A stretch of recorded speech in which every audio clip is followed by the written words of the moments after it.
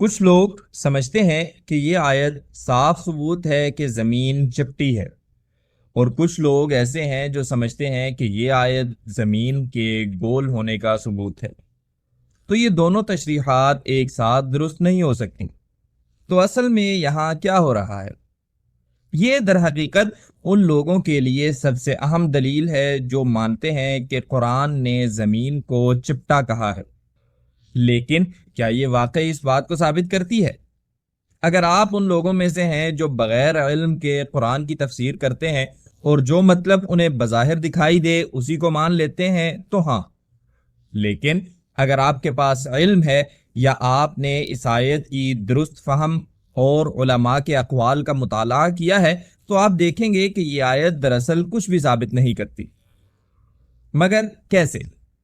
میرا مطلب ہے ترجمہ دیکھیں، واضح طور پر کہتا ہے کہ اسے پھیلایا گیا، حتیٰ کہ عربی کا لفظ سطحت بھی اسی جڑ سے نکلا ہے جس سے مسطح یعنی ہموار اور پھیلایا ہوا بنتا ہے۔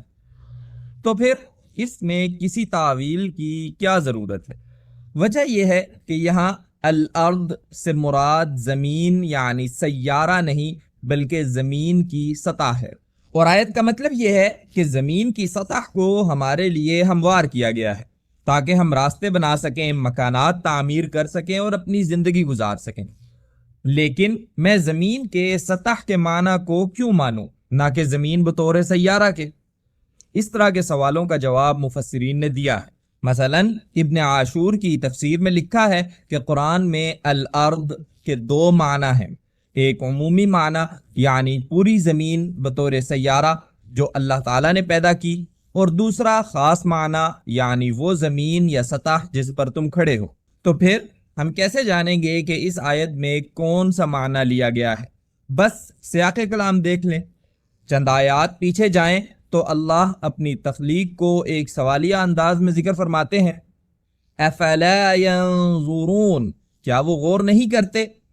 تو یہ آیت ہماری آنکھوں سے نظر آنے والی چیزوں کی طرف متوجہ کر رہی ہے۔ پھر اللہ تعالیٰ ایسی چیزوں کو ذکر کرتے ہیں جنہیں ہم اپنی آنکھوں سے دیکھ سکتے ہیں، اونٹ، آسمان، پہاڑ اور پھر زمین۔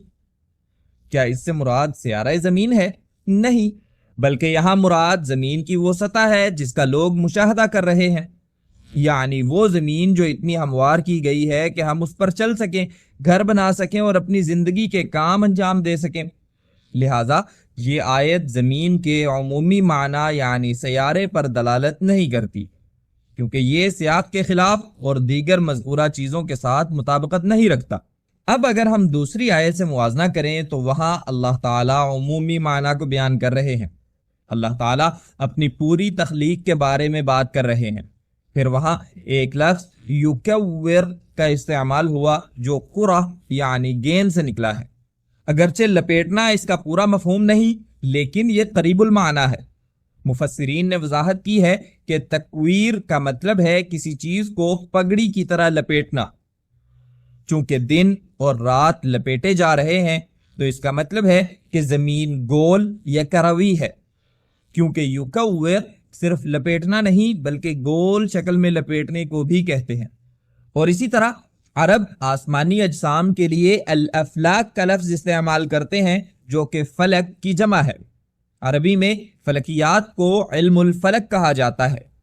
لفظ فلک مدار کے معنی میں آتا ہے، لیکن یہ کرہ یا گولائی کے لیے بھی استعمال ہوتا ہے۔ یہ معلومات کوئی نئی بات نہیں ہے بلکہ مسلمان علماء ہمیشہ سے یہ جانتے تھے۔ مثلا دوسری صدی ہجری کا مامون کا نقشہ جو مسلمانوں نے خلیفہ مامون کی فرمائش پر تیار کیا تھا، واضح طور پر دکھاتا ہے کہ ابتدائی مسلمان علماء زمین کے گول ہونے سے واقف تھے۔ اسی طرح چوتھی صدی ہجری کے عالم البیرونی نے ریاضی کے ذریعے زمین کے قطر کو درست انداز میں معلوم کیا۔ در حقیقت علماء کے درمیان زمین کے گول ہونے پر اجماع ہے۔ اس رائے میں ابن حزم اور ابن تیمیہ جیسے علماء بھی شامل ہیں، اور بہت سے دیگر علماء نے بھی یہی کہا ہے۔ آخر میں اگر آپ اب بھی پوری طرح قائل نہیں ہیں تو کیا فرق پڑتا ہے؟ بالکل کچھ نہیں۔ یہ وہ علم نہیں ہے جس کے بارے میں آپ سے قیامت کے دن سوال ہوگا۔ سب سے اہم بات یہ ہے کہ یہ مسلمانوں کے درمیان اختلاف کا باعث نہیں بننا چاہیے۔ یہ ہماری نماز، عبادت یا کسی دینی عمل پر اثر انداز نہیں ہوتا۔ یہ صرف بتانے کے لیے ضروری تھا کہ بغیر علم کے قرآن کی تفسیر کرنے سے غلط فہمیاں پیدا ہو سکتی ہیں اور بعض اوقات یہ گمراہی تک پہنچا سکتی ہے۔ دیکھنے کا شکریہ۔ اگر آپ تجوید سیکھنا چاہتے ہیں تو ہمارے چینل کا وزٹ ضرور کریں، اور مجھے امید ہے کہ آپ نے آج کچھ نیا سیکھا ہوگا۔